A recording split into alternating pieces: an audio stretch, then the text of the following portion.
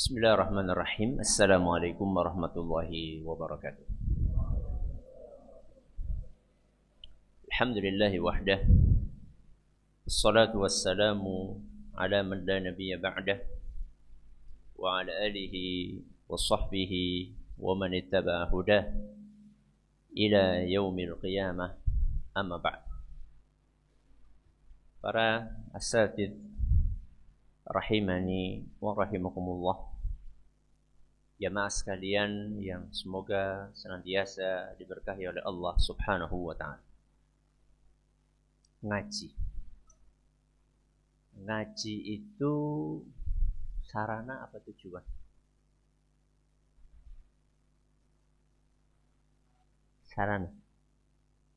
Sarana atau tujuan? Ijma'? Enggak ada khilaf. Sarana. Oke. Tujuannya apa? Beramal. Baik. Ngaji adalah sarana. Tujuannya beramal. Dalilnya apa?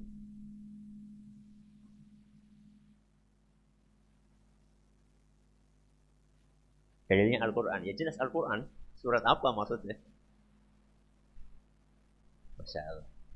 Salah satu dalil yang dibawakan oleh Imam Bukhari adalah firman Allah Azza wa Jalla dalam surat Muhammad. Surat Muhammad ayat 19. Surat apa? Muhammad. Ayat berapa? 19. Apa kata Allah Subhanahu wa ta'ala? Fa'lam annahu la ilaha illallah wastaghfir lidzambik. Mana yang perlu kita garis bawahi? Pertama, fa'lam. Apa kata Allah? Fa'lam. Hendaklah kalian punya ilmu. Ketahuilah annahu la ilaha illallah. Apa ilmu yang perlu kita miliki? Ilmu tentang tauhid. La ilaha illallah. Tidak ada yang berhak disembah kecuali hanya Allah. Jadi Allah Subhanahu wa ta'ala mengawali ayat ini dengan perintah untuk mencari ilmu. Fa'lam. Setelah Allah nyuruh kita untuk mencari ilmu, Allah Subhanahu wa ta'ala lanjutkan firman-Nya, wastaghfir lidzambik. Beristighfarlah, mohon ampunlah kalian kepada Allah atas dosa-dosa yang pernah kalian kerjakan. Istighfar itu amal atau bukan? Amal. Jadi Allah mengawali ayat ini dengan perintah untuk ngaji, fa'lam, karena mencari ilmu adalah ngaji.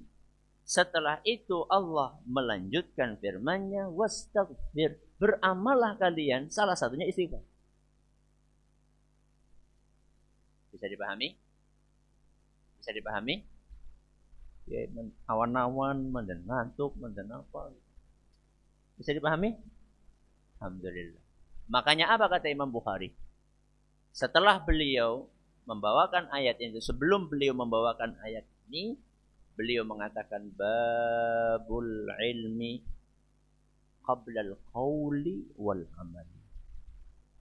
Bab al-ilm qabla al-qawli wal amali. Bab pembahasan bahwa seseorang itu harus punya ilmu dulu sebelum dia beramal dan berucap.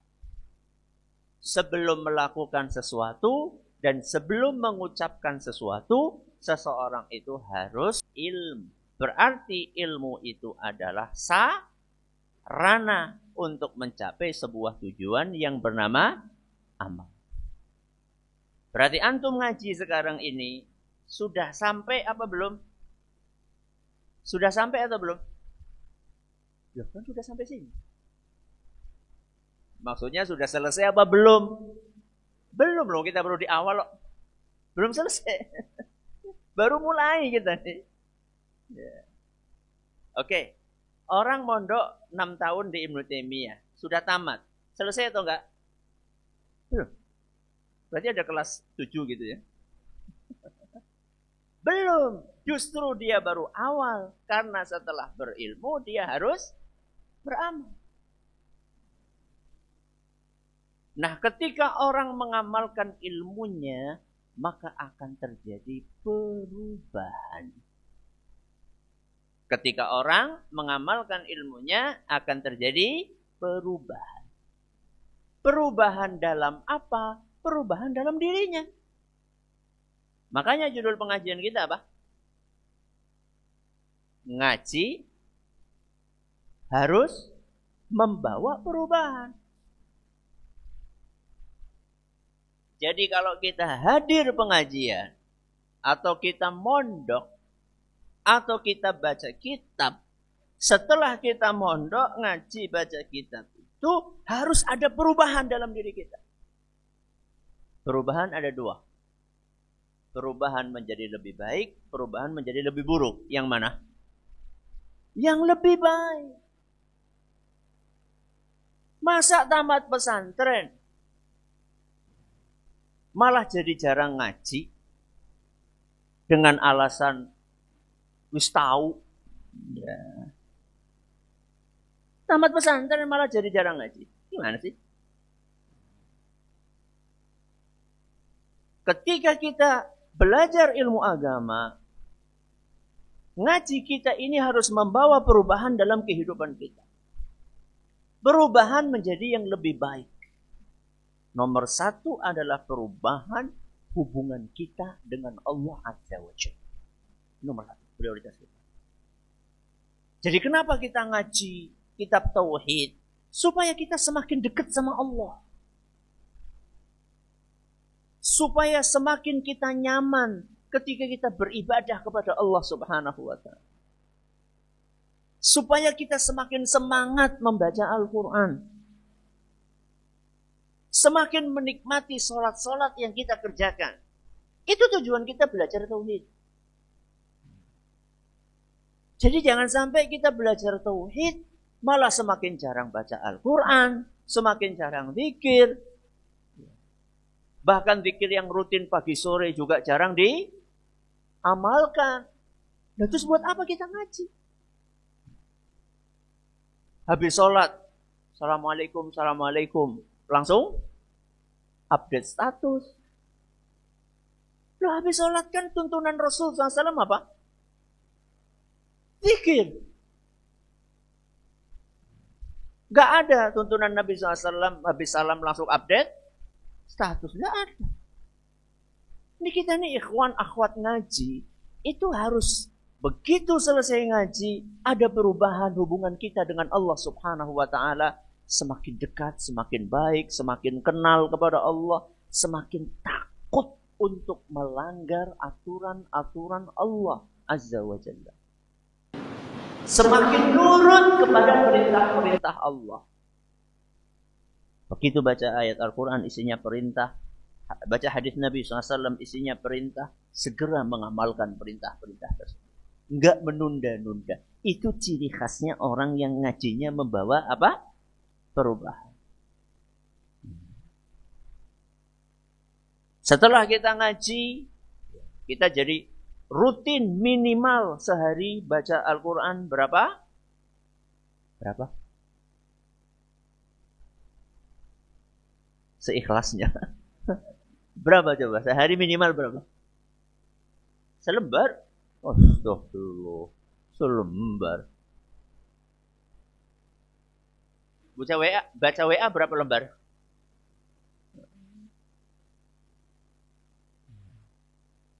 Al-Quran itu minimal sehari dibaca 1 juz. Minimal. Berapa? 1 juz. 1 juz itu berapa halaman? Kok 10? Halaman 20. Kalau lembar 10. 1 lembar kan isinya 2 halaman. Itu minimal. Apa kata Rasulullah SAW dalam Sahih Bukhari? Iqra'il Qur'ana fi syahrin. Iqra'il Qur'ana fi syahrin. Khatamkanlah Al-Quran sebulan sekali. Baca Al-Quran sehari sejuz banyak apa sedikit? Jujur aja, jujur lah. Banyak apa sedikit? Banyak. Abdullah ibnu Amr atau Abdullah ibnu Umar, saya lupa antara dua orang. Kalau nggak salah Abdullah bin Amr. Begitu mendapatkan wasiat dari Nabi SAW tadi, bacalah Al-Quran, khatamkan Al-Quran sebulan sekali. Apa kata beliau? Ya Rasulullah, inni utiku aktsara min dzalik. Wahai Rasul, kurang. Apa? Kurang. Nek nyong kali kula, nek nyong kali jenengan apa? Kakean. Maka apa kata Nabi SAW? Iqra'il Qur'ana fi 20. Ya sudah kalau begitu khatamkan 20 hari sekali. Apa jawaban Abdullah bin Amr? Kurang. Kata Rasulullah SAW, Iqra'il Qur'ana fi 15. Ya sudah kalau gitu 15 hari sekali. Berarti khatam sebulan berapa kali? 2 kali. Berarti sehari berapa juz? 2 juz. Apa kata Abdullah bin Amr? Kurang. Iqra'il Qur'ana fi 10. Ya sudah kalau kayak gitu khatamkan 10 hari sekali. Berarti sehari berapa? 3 juz. Apa kata beliau? Kurang. Iqra'il Qur'ana fi 7. Ya udah, seminggu sekali. Berarti berapa? 4 juz sehari. Apa kata beliau? Masih kurang wah. Ya sudah. 3 hari sekali, enggak boleh lebih dari itu. Berarti Abdullah bin Amr sehari baca Al-Quran 10 juz. 10 kali jenengan sehalaman B buh Qur'ane nang ngendi? Ya. Al-Quran itu adalah sosok yang akan sangat setia dengan kita. Dalam sebuah hadis yang masih diperselisihkan kesahihannya oleh para ulama, Al-Quran akan berkata kepada Allah Subhanahu wa ta'ala di hari kiamat, mana'tuhun nawma bil-laili fasyaffi'ni fihi. Wahai Rabbi, sesungguhnya aku itu siapa? Al-Quran. Wahai Rabbi, sesungguhnya aku berhasil untuk membuat orang ini mengurangi tidur di malam hari demi untuk membacaku. Ya 10 juz ya berarti harus mengurangi apa? Harus mengurangi tidur. Kalau tidurnya seperti sekarang, pas ngaji beturu.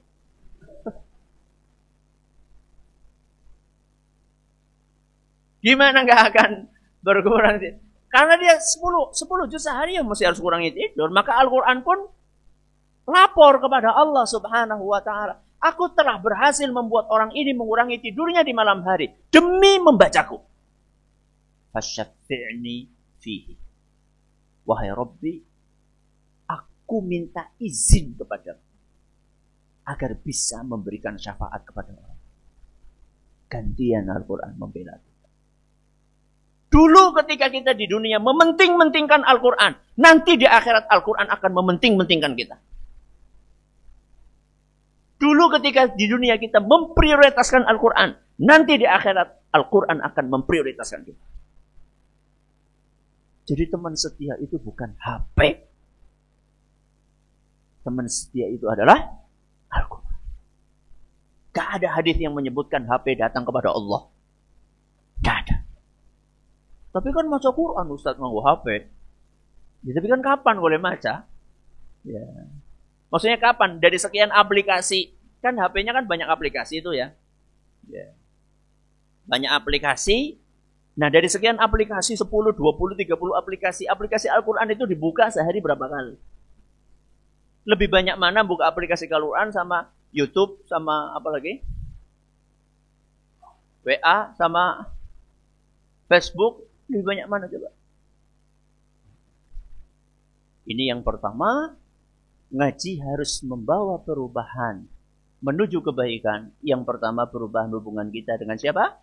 Dengan Allah. Yang kedua, yang harus berubah dalam kehidupan kita setelah ngaji adalah perubahan hubungan kita dengan sesama. Hubungan kita dengan siapa? Sesama. Jadi kalau tadi ke atas, hablum minallah, sekarang adalah kepada sesama. Hablum minannas. Jadi orang yang ngaji, orang yang mondok, itu setelah ngaji, setelah mondok, harus ada perubahan di dalam sikap-sikapnya kepada sesamanya. Sesama itu kan banyak. Dari sekian banyak sesama manusia ini, yang paling berhak untuk mendapatkan perubahan positif dalam perilaku kita setelah ngaji, siapa? Orang-orang yang terdekat dengan kita. Siapa itu? Bapak dan ibu. Terus? Suami atau istri. Terus? Anak-anak kita. Terus? Kakak, adik kita. Baru kerabat-kerabat yang lain. Jadi ketika kita ngaji, yang pertama kali harus bisa menikmati perubahan sikap kita adalah ayah dan ibu kita. Sebagian ikhwan, wah, bapak karo ibu ngaji. Ustaz, bapak ibu saya belum ngaji. Oke. Bapak ibu antum muslim muslimah enggak? Muslim muslimah. Oh, KTP ini Islam. Coba lihat di dalam Al-Quran. Kita disuruh berbuat baik kepada orang tua yang muslim dan muslimah, atau juga berbuat baik kepada orang tua yang kafir. Yang mana? Dua-duanya.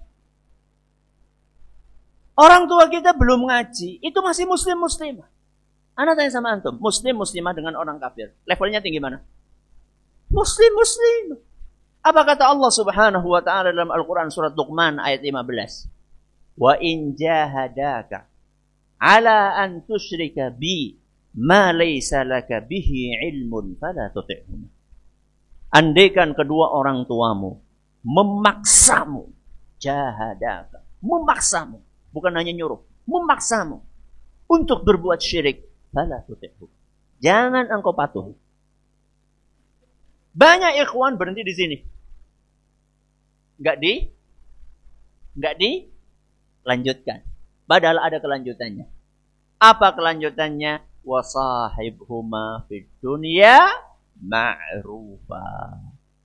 Dan bersikaplah di dunia ini kepada kedua orang tuamu ma'rufa.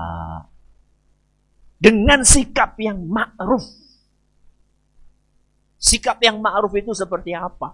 Ya semua yang baik, ucapan yang baik, ngasih duit yang baik, bersikap yang baik, berbuat yang baik. Sehingga Al-Quran ini, ya, ma'rufa, itu kalimat yang mencakup seluruh perbuatan baik seorang anak kepada orang tuanya.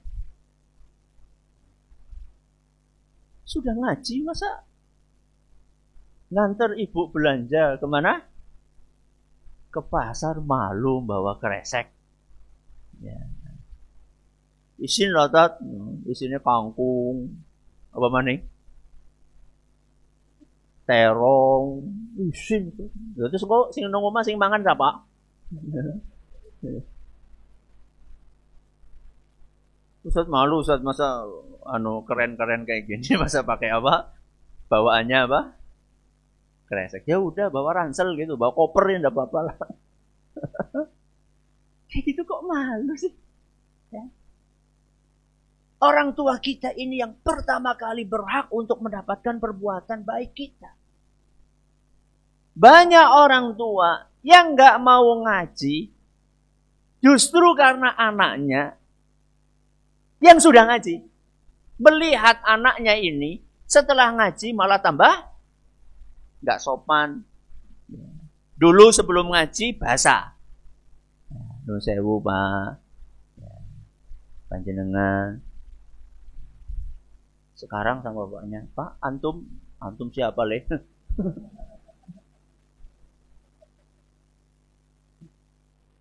Ikhwan-ikhwan kita ini lucu ya. Manggil sesama ikhwan, manggilnya Bu. Ya. Sesama akhwat, manggilnya Om. Tahu nggak kenapa? Karena nggak tahu namanya. Ya. Jadi supaya menutupi kekurangan nggak tahu nama, manggilnya apa? Bu, Abu maksudnya. Orang di luar sana, orang awam, lanang kok dipanggilnya Bu ya. Sing wadon malah diceluknya apa? Ya. Wong krungune apa? Om. Ya. Wong wadon diceluknya om. Untuk menutupi nggak kenal nama gitu loh. Ya panggil namanya siapa? Kalau mau panggil Ummu enggak masalah, siapa Ummu siapa yang lengkap gitu. Kan banyak. Abu juga banyak, Abu siapa kan banyak. Maka ketika kita sudah ngaji, orang tua kita harus bisa merasakan dan bahkan tertarik untuk ngaji karena melihat perubahan perilaku baik anaknya. Seharusnya orang tua itu setelah kita ngaji, dia akan bertanya, "Le, kamu ini setelah ngaji kok tambah sopan ya, tambah manut, ya, tambah nurut, dikongkon apa-apa gelem, kokon belanja gelem, ya, kongkon mijeti gelem, disuruh ane mau, disuruh itu mau, semakin rajin nyapu, ngumbai, ngasai. Kamu nih ngajinya di mana Tole? Bapak pengen ngaji sama kamu." Itu seharusnya yang terjadi. Bukan malah sebaliknya. Kok sih ngajinya neng dia jadi kekiye? Itu kayaknya jadi teroris gitu kayaknya. Karena nggak ada perubahan dalam diri kita kepada orang tua kita. Ini adalah orang terdekat kita. Siapa? Orang tua kita. Selanjutnya adalah siapa tadi? Pasangan. Ya, pasangan hidup kita. Suami dan istri. Jadi ikhwan ketika setelah ngaji itu seharusnya semakin sayang kepada istri. Bukan malah sebaliknya setiap pulang aja macam-macam kotak poligami loh. Jadi setiap hari yang ada adalah ancaman. Ancaman apa? Poligami. Ustaz berarti nggak boleh poligami? Ya boleh, tapi antum ini sudah mampu apa belum? Gitu. Nggak apa-apa poligami, boleh-boleh aja.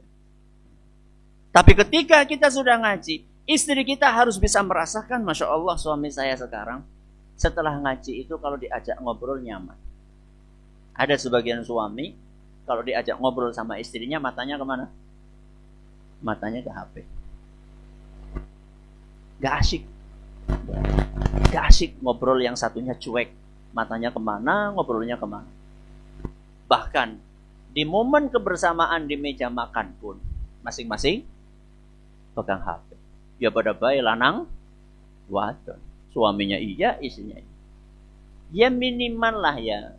Syukur-syukur sih, jangan minimal, syukur-syukur maksimal. Minimal itu momen-momen kebersamaan. Seperti apa contohnya? Makan, ya, momen kebersamaan bareng-bareng, ya, di meja makan atau makan bareng-bareng di nampan. Minimal di momen-momen kebersamaan itu, barang yang satu itu diapain? Disingkirkan. Supaya kita ini akrab, supaya kita ini nyaman, supaya kita ini dekat dengan keluarga kita, dengan istri kita, dengan suami kita. Singkirkan dulu HP itu. Sepenting apa WA yang pengen kita buka? Sepenting apa Facebook yang pengen kita buka? Sepenting apa sih? Emang nanti kalau kita meninggal dunia, yang akan mendoakan kita, yang akan menziarahi kubur kita, siapa? Teman grup WA. Siapa? Istri kita, suami kita, anak-anak kita. Bukan teman-teman WA kita. Begitu kita meninggal dunia, teman-teman di WA pada mengucapkan apa? Innalillahi. Itu pun copy paste gitu. Di rumah, ya antara suami dengan istri, kapan boleh kita pakai HP, kapan kita nggak boleh pakai HP. Contoh misalnya, anak bikin aturan nih, anak kasih contoh. Anak bikin aturan sama istri anak. Pokoknya siang-siang waktunya apa? Tidur. Malam-malam waktunya tidur. Nggak boleh ada HP di kamar. Sepakat. Ya anak praktek, istri juga praktek, sama. Pokoknya habis isya, ya segera keluarkan HP dari kamar sehingga kita bisa tidur, istirahat dengan maksimal. Coba sekarang, sebagian rumah tangga, Masya Allah, mukanya bercahaya di malam hari. Nur! Bukan karena nurul Quran, tapi karena nur al-jawal. Yang satu menghadap ke selatan, yang satu menghadap ke utara, masing-masing pegang HP sendiri-sendiri. Ya Allah, dingin. Ini rumah tangga apa ini? Kayak gini udah ngaji. Ya. Mending kalau yang ditonton kajian misalnya. Yang ditonton hal-hal yang tidak baik. Ikhwan main game, jenggotnya dawa game. Dan orang matching. Ya. Sadaran main apa? Game. Orang matching, orang cocok. Berarti dicukur Ustaz ben cocok ya. Yura. Bukan seperti itu juga. Ya. Jadi kita berusaha dong antara penampilan kita yang nyunnah dengan perilaku kita ini sinkron. Jadi jangan sampai perilaku kita bertolak belakang dengan penampilan kita. Pakai jubah bagus, pakai peci putih bagus, pakai jilbab besar, pakai cadar bagus. Tapi yang perlu selain mengubah penampilan adalah mengubah perilaku. Ana tanya sama antum, lebih gampang mana? Mengubah perilaku atau penampilan? Ya Allah, penampilan itu gampang banget diubah. Surga di tuku apa? Lambe. Mudah banget mengubah. Yang berat itu mengubah perilaku. Yang lebih berat lagi adalah mengubah suasana hati kita dari tidak ikhlas menjadi ikhlas, dari tidak khusyuk menjadi khusyuk. Ini lebih berat banget. Ini adalah kepada siapa? Kepada pasangan suami istri. Baik. Terus siapa lagi tadi? Kepada anak-anak kita. Kepada anak-anak kita. Bapak dan ibu yang ideal, abi dan umi yang ideal, itu adalah yang kalau datang ke rumah, orang-orang yang ada di rumah itu senang. Yang kalau kita pergi dari rumah, orang yang di rumah itu sedih. Sekarang saya tanya sama jenengan. Jenengan kalau pulang ke rumah, ditunggoni sama anak jenengan apa enggak? Nek jenengan keluar rumah, putra putri jenengan nangis apa alhamdulillah? Ya, loro-loro nih.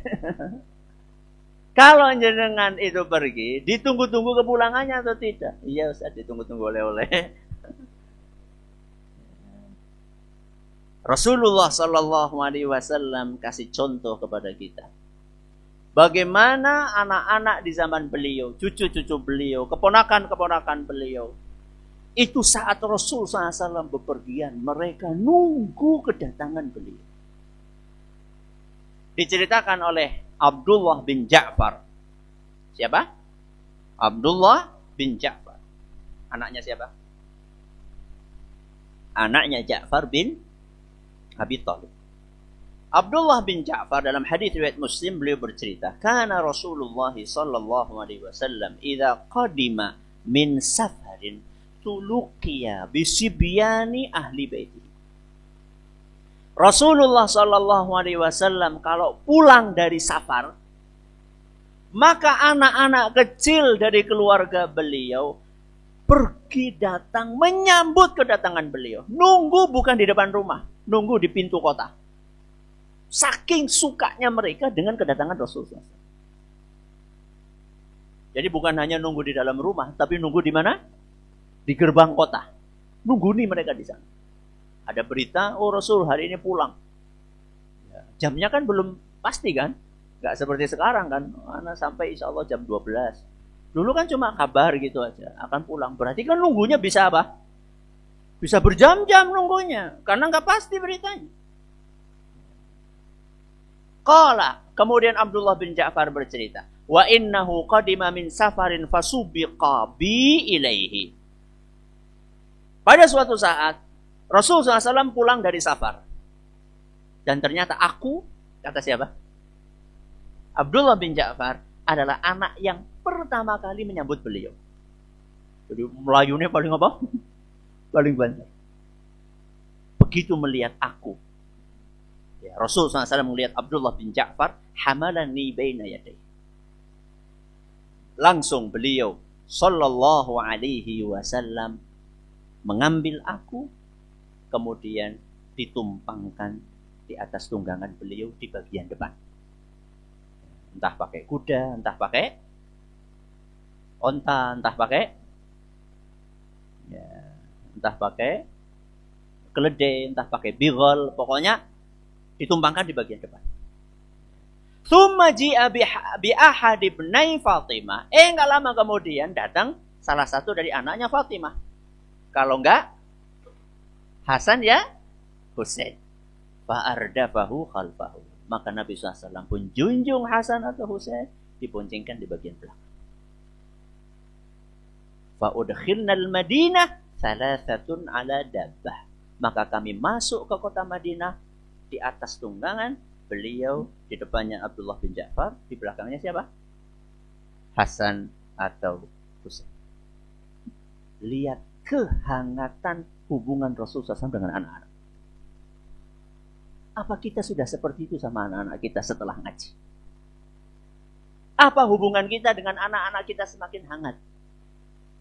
Apa kita biasa gendong anak kita? Kalau kita ngelihat anak kita, apa kita sambut anak kita? Rasulullah SAW itu sama Hasan dan Husain, kalau ketemu di jalan, sama Rasulullah SAW dicandai. Hasan ke sana, Nabi ke sini, Nabi ke sini. Lari Nabi SAW, sana lari sini. Padahal banyak sahabat. Wah, Rasul, gengsi loh. Ikhwan ngaji masuk kayak gue. Rasul SAW, ikhwan ngaji. Rasul SAW melakukan itu, bercanda dengan anaknya, mengakrabkan diri dengan anaknya, memeluk anaknya, gendong anaknya. Bahkan Fatimah putrinya yang sudah gede, kalau datang Fatimah ke rumah Nabi SAW, Rasulullah SAW berdiri menyambut kedatangan Fatimah, mencium Fatimah. Fatimah pun juga sama. Ketika Rasulullah SAW datang, berdiri menyambut Rasulullah SAW, kemudian mencium Rasulullah SAW, dan Rasul mempersilahkan Fatimah duduk di samping beliau. Itulah keakraban Rasul dengan anak-anak. Bagaimana kita dengan anak-anak kita? Anakku kadung Ustaz, wis nang pondok Ustaz. Anak saya sudah terlanjur di pondok Ustaz. Oke. Kalaupun siapa yang anaknya di pondok, angkat tangan. Angkat tangan. Anaknya di pondok. Jadi temen gitu. Hah? Cuma segini aja? Yang lain gak angkat tangan berarti anaknya gak di pondok ya? Enggak. Oke. Wis lulus. Alhamdulillah. Baik. Yang anaknya sudah lulus dari pondok? Cici. Waduh. Saya tanya kepada jenengan, yang anaknya sedang di pondok atau anaknya sudah tamat dari pondok? Siapa dari antara jenengan yang rutin nulis surat untuk anaknya? Angkat tangan. Cung. 1. Siji dok. Til. Bangetan jenengan. Ada HP. Beda, Pak.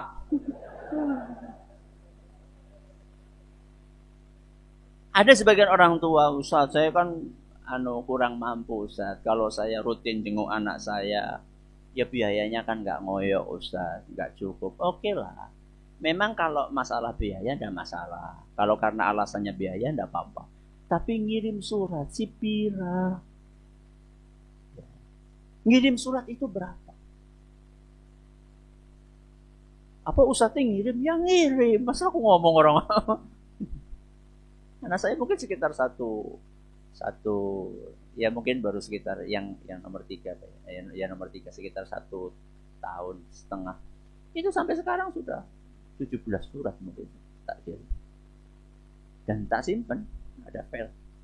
Dan saya kan pakai komputer ya, di file surat untuk Abdurrahman 1, 2, 3, surat untuk Ukasha 1, 2, 3, surat untuk Anjasha 1, 2, 3. Tersimpan rapi.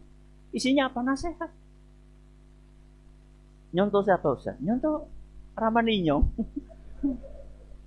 Dulu bapak saya ketika saya masih mondok, itu rutin ngirim surat. Ketika beliau menjelang wafatnya, seluruh surat yang pernah beliau kirim dan seluruh surat yang pernah saya kirim ke beliau dijilid semua. Tebelnya segini. Sampai sekarang masih ada. Jadi aku bisa ndeleng tulisanku mbiyen kayak apa. Isinya apa? Paling umum, paling baku setelah tanya kabar, basa-basi, NB. Apa? Ngirim paket. Isinya susu apa-apa. Ternyata anakku sih pada baik. Tapi yang penting itu adalah nasihat. Antum tahu, ketika anak dapat surat dari orang tuanya, anak dulu ngerasain, ketika dapat surat dari orang tua, itu Masya Allah, seneng banget. Nasihatnya paling ya sama, itu nasihatnya diulang-ulang, tapi beda. Ada getaran jiwa yang bisa kita rasakan. Bahkan surat itu bisa dibaca sekali, 2 kali, 3 kali, 4 kali. Bahkan kita simpen ketika kita lagi males apa? Males belajar, kita buka surat itu lagi, kita baca lagi, semangat lagi. Penting, itulah bentuk tanggung jawab kita dalam mendidik anak kita walaupun sudah di pondok. Jadi jangan sampai kita masukin ke pondok, setelah itu wis gitu. Jadi kita pikir pondok itu kayak laundry. Metu-metu wis dadi sudah licin, sudah disetrika, sudah wangi. Pak putrane jenengan nang pondok ndi? Nang endi ya kelalen ya. Nanti kelalen anaknya nang endi ya Allah ya Rabbi. Kalau sampai lupa anaknya mondok di mana, apalagi bayar SPP. Ya lebih kelalen maning. La ilaha illallah. Ya. Harus ada apa? Perubahan dalam kehidupan kita kepada orang-orang terdekat dengan kita. Termasuk juga kepada tetangga kita, termasuk juga kepada rekan kerja kita, termasuk kepada teman-teman kita yang mungkin di antara mereka belum ngaji. Ya.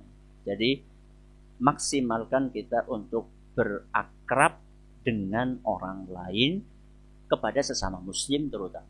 Apa kata Rasul sallallahu alaihi wasallam dalam hadis yang diriwayatkan oleh Imam At-Tabarani dalam kitab beliau Al-Mu'jamul Awsat, dan hadis ini dinyatakan hasan oleh Syekh Al-Albani, al-mu'minu ya'laf wa yu'laf. Apa kata beliau? Al-mu'minu ya'laf wa yu'laf. Mukmin itu, mukmin sejati, berarti levelnya lebih tinggi daripada apa? Muslim. Kan levelnya kan muslim, terus apa? Mukmin, terus muslim. Mukmin sejati kata beliau adalah yang mudah akrab sama orang lain. Dan orang lain mudah akrab dengan dia. Itu mukmin sejati.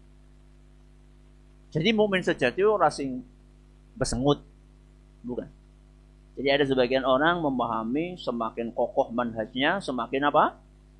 semakin serem mukanya. Salah, gue kang ngendi gue.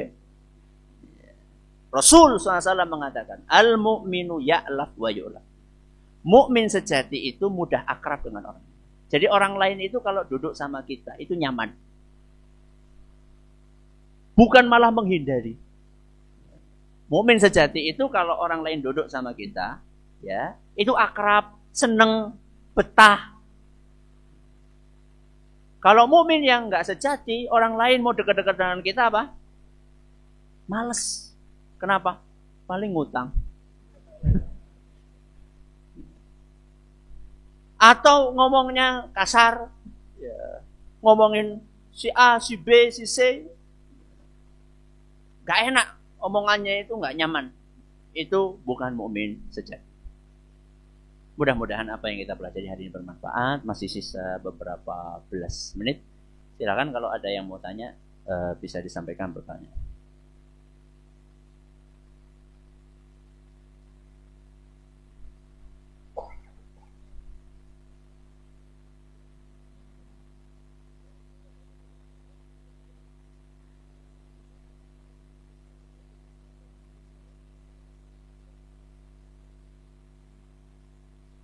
Apakah tidak boleh amar ma'ruf nahi mungkar dalam masalah khilafiyah gitu? Termasuk ke anak. Para ulama membedakan antara khilafiyah dengan ijtihadiyah. Tidak setiap khilafiyah itu ijtihadiyah. Ya. Kalau yang dimaksud adalah ijtihadiyah. Ijtihadiyah itu adalah perselisihan pendapat di antara para ulama yang masing-masing punya dalil yang kuat. Atau perselisihan di antara para ulama yang tidak ada dalil yang tegas. Itu adalah ijtihadiyah. Sebuah masalah yang tidak ada dalil yang tegas, nggak ada yang sharih dalam masalah ini. Itu adalah masalah ijtihadiyah. Kalau yang dimaksud dengan pertanyaan itu adalah masalah ijtihadiyah, maka betul kita nggak boleh keras-keras. Ya. Karena masing-masing punya apa? Punya argumen. Ya, masing-masing punya argumen yang kuat untuk mendukung pendapat yang mereka anut. Ya. Tapi kalau khilafiyah itu nggak mesti, nggak mesti khilafiyah itu masuk dalam kategori ijtihadiyah. Ada khilafiyah yang dianggap khilafiyah padahal ijma'iyah. Ada sebagian orang itu terlalu meluaskan makna apa?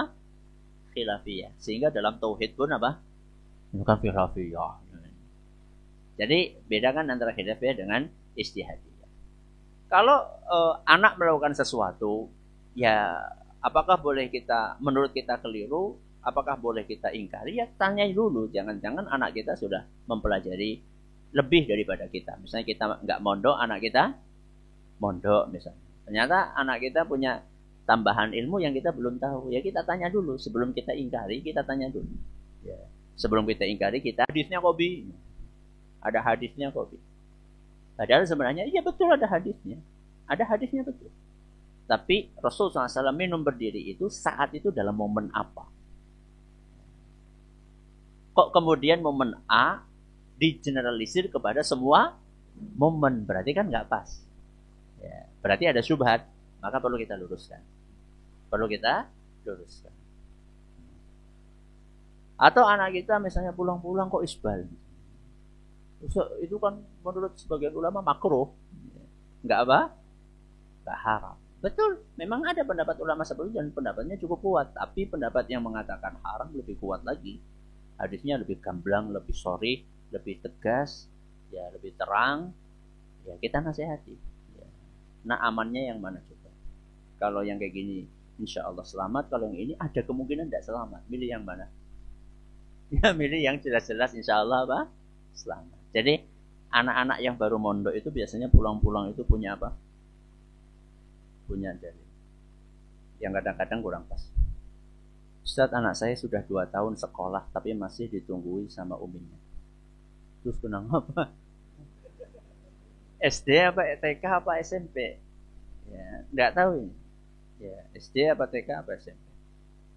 Kalau TK ya masih wajar lah. Ya. Kalau SMP ya kebangetan. Apa maning SMA? Ya. Jadi ini pertanyaannya masih belum masih belum jelas, belum spesifik.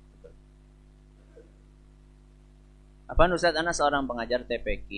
Murid-murid Ana kebetulan orang tuanya masih awam-awam sebagiannya, begitu pula anak-anaknya. Materi apa saja yang perlu diulang-ulang kepada mereka? Ya tentunya materi baca Al-Quran. Yang kedua materi akhlak. Materi apa? Akhlak. Nanti pelan-pelan kalau orang tua melihat anaknya pintar baca Quran dan akhlaknya baik, orang tua akan senang. Kalau sudah senang, kita ajarin akidah, insya Allah akan lebih masuk. Ya.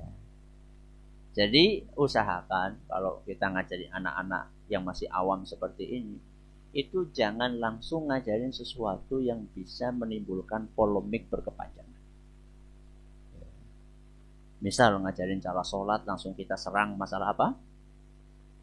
Usolli misalnya. Ya, anak pulang baru hari pertama nih. Hari pertama ngaji TPQ. Abi, bid'ah. Masya Allah. Baru aja bubar. Ada tahapannya, ada prioritasnya. Ya, ada prioritasnya. Bukan berarti itu nggak diajarin, tapi ada tahapannya. Nggak hari pertama langsung itu. Ya. Jadi ajarin Al-Quran, ajarin akhlak yang baik. Nanti ada perubahan.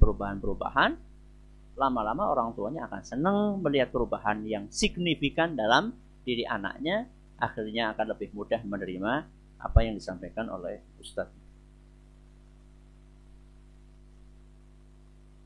Ustadz, bagaimana sikap saya ketika berpapasan melewati akhwat yang tidak memakai kerudung? Ghaddul basar. Ya, menundukkan pandangan mata. Ya, menundukkan pandangan mata sehingga tidak membuat penyakit di dalam hati kita. Kalau Anda bisa menasehati, ya dinasehati. Kalau Anda merasa belum bisa menasehati, ya minimal didoakan supaya dapat hidayah.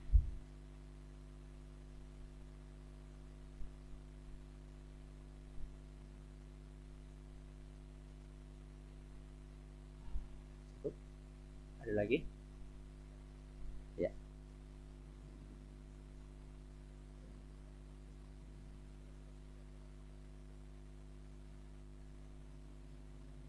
Sebentar, ini dulu. Sebentar. Diulang. Betul.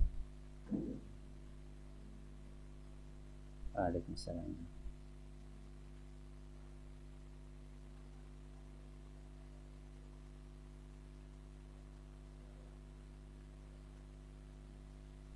Sangat masuk. Jadi sebagian orang itu mempersempit makna apa? Silaturahim. Jadi nek silaturahim kuwi maksudnya mengone budene, bulike. Mengane anak itu silaturahim. Lucu, justru anak itu orang yang paling berhak disilaturahimi. Silaturahim. Silatu apa? Nyam. Rahim siapa? Gue metu bayi, gue nyimpen bayi. Maksudnya apa? Nyambung, gue nyimpen bayi. Kepriwe maksudnya?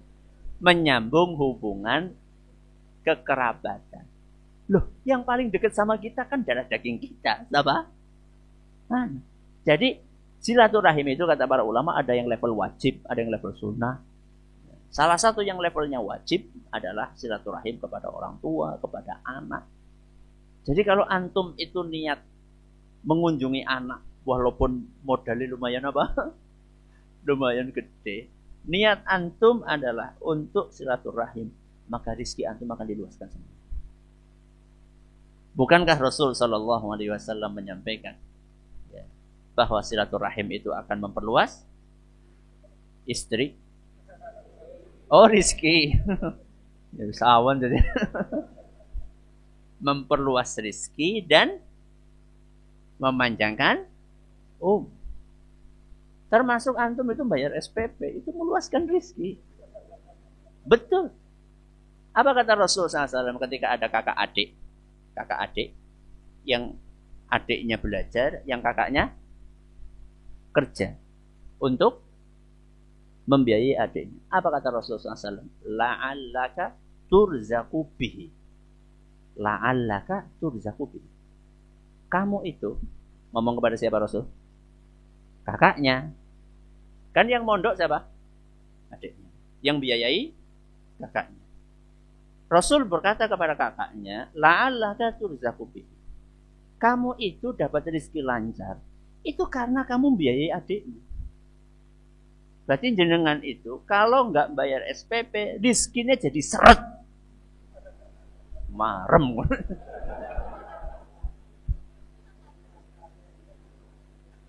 Berarti ben lancar nggak bre? Bayar. Itu kata Rasulullah SAW. Beliau yang menyampaikan itu. Membiayai orang belajar ilmu agama. Itu akan menarik rezeki Allah subhanahu wa ta'ala. Ya. Begitu pula silaturahim. Begitu pula silaturahim. Tapi ya tentunya masing-masing orang kan punya punya kemampuan yang beda-beda. Ada yang bisa sebulan sekali, ada yang bisa 2 bulan sekali, ada yang bisanya 3 bulan sekali, ya sesuai dengan kemampuan lah, ya sesuai dengan kemampuan. Cukup nggih? Sudah jam 1:30, mudah-mudahan. Nggih, monggo silakan. Tadi yang di belakang ya, yang di sana dulu. Nggih, monggo silakan. Waalaikumsalam. Apa?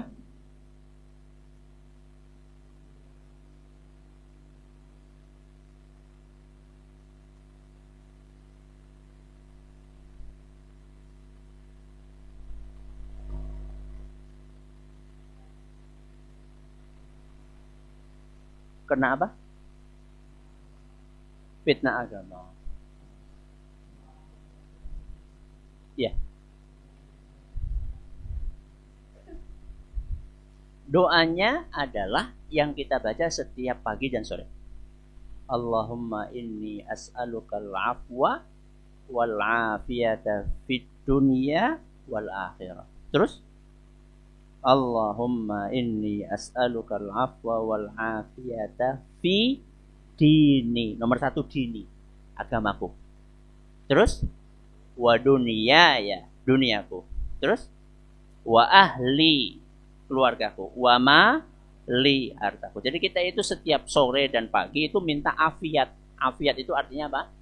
Keselamatan. Keselamatan dalam agama yang nggak terpapar pemikiran radikal, nggak terpapar bid'ah, nggak terpapar syubhat, nggak lemah iman. Itu adalah afiyah fidini dalam agama. Jadi itu dibaca rutin.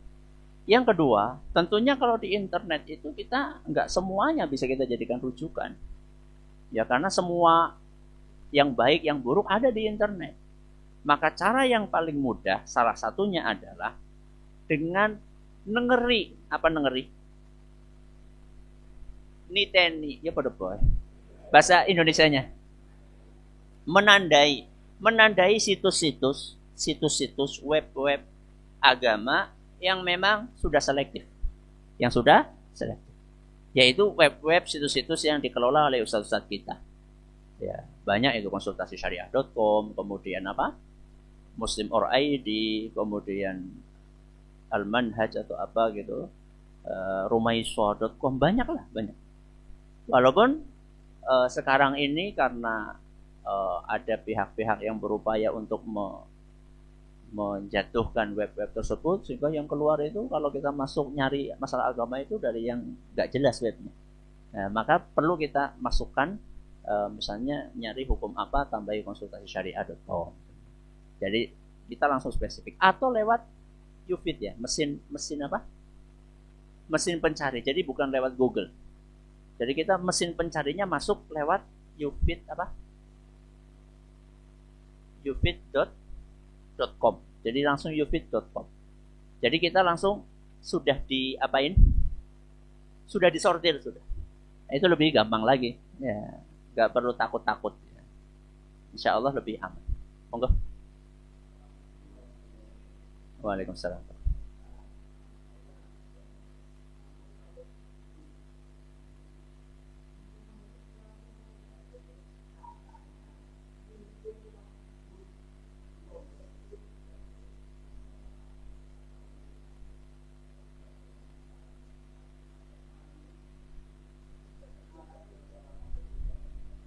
Waalaikumsalam. Ini pertanyaan real, ya. Pertanyaan apa? Real. Satu, caranya satu. Orang tuanya harus nyontoni. Orang tuanya harus apa? Nyontoni. Nyontoni apa? Enggak kecanduan HP. Orang tua berarti siapa? Bapak dan ibunya. Bapak ibunya harus konsisten. Dan ini malah kadang-kadang lebih berat daripada mengubah anak. Mengubah wong tua ini lebih angel. Jadi anak akan cemburu dong. Anak akan cemburu. Masa Abi Umi boleh, aku nggak boleh. Padahal aku sudah mondok 6 bulan. Abi Umi 6 bulan pakai HP terus. Jadi harus dimulai dari kita sebagai orang tua. Satu. Yang kedua. Apa yang pertama? Orang tuanya harus konsisten juga membatasi pemakaian HP. Yang kedua. Anak ini harus dikasih alternatif kegiatan. Harus dikasih alternatif kegiatan. Karena anak kita ini punya energi yang berlebih. Harus ada penyaluran. Maka kita sebagai orang tua berusaha untuk mengusahakan alternatif-alternatif kegiatan. Dan tidak harus alternatif kegiatan itu yang sifatnya agama. Maksudnya nggak harus yang sifatnya ngaji, baca Quran. Bisa aja yang lainnya, olahraga juga boleh. Ya, beternak juga boleh. Ya, atau melihara ikan juga boleh. Anak menyalurkan hobi, pit-pitan. Ya, atau main bola. Daripada nonton bola, mendingan apa? Main bola. Kata Syekh Masyhur, ya, bola itu dimainkan lebih menyehatkan daripada ditonton. Main bola itu lebih menyehatkan apa? Dimainkan daripada ditonton. Kata Syekh Masyhur hafizahullah. Ini yang kedua. Jadi kita harus menyediakan apa? Alternatif. Yang ketiga, kita juga nggak bijak kalau melarang sama sekali. Nggak bijak. Karena kita sendiri juga pakai HP. Maka yang ada adalah pembatasan. Yang ada adalah pembatasan. Bagaimana cara membatasi? Anak berbagi pengalaman ya. Anak berbagi pengalaman dengan antum. Kalau anak cara membatasinya adalah sehari kalau dia mencapai target setoran Al-Quran yang kita pasang, ya, masing-masing beda-beda. Ya. Kalau sekarang ini anak kasih target, pokoknya selama liburan sehari kalau menghafal 1 halaman, nambah hafalan baru 1 halaman, kamu boleh nonton, boleh pegang HP setengah jam. Abi aku pengen 1 jam, berarti setorannya 2 halaman. Kalau nggak setoran, nggak ada jatah nonton, nggak ada jatah pegang HP. Anak-anak sudah paham. Anak-anak udah paham. Jadi kalau pulang ke rumah, kok nggak setoran, ya nggak minta HP. Karena sudah tahu, minta nggak dikasih. Si kejam banget Ustaz. Ya ora. Nangis ora apa-apa. Ora mati ora.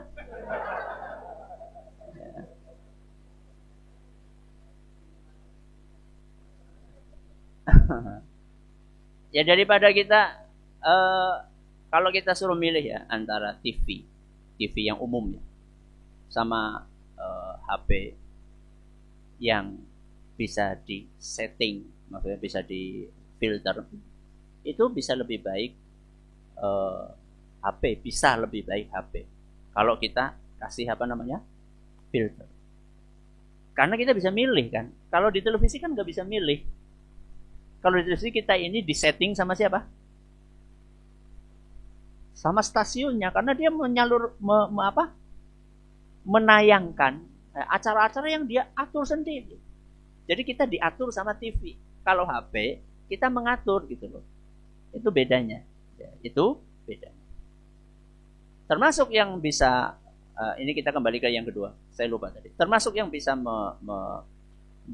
menyalurkan waktu anak di rumah itu adalah buku. Jadi kita harus banyak beli buku untuk bacaan anak. Ya memang keluar duit, ya enggak apa-apa. Daripada kita rusak anak, mendingan kita keluar duit.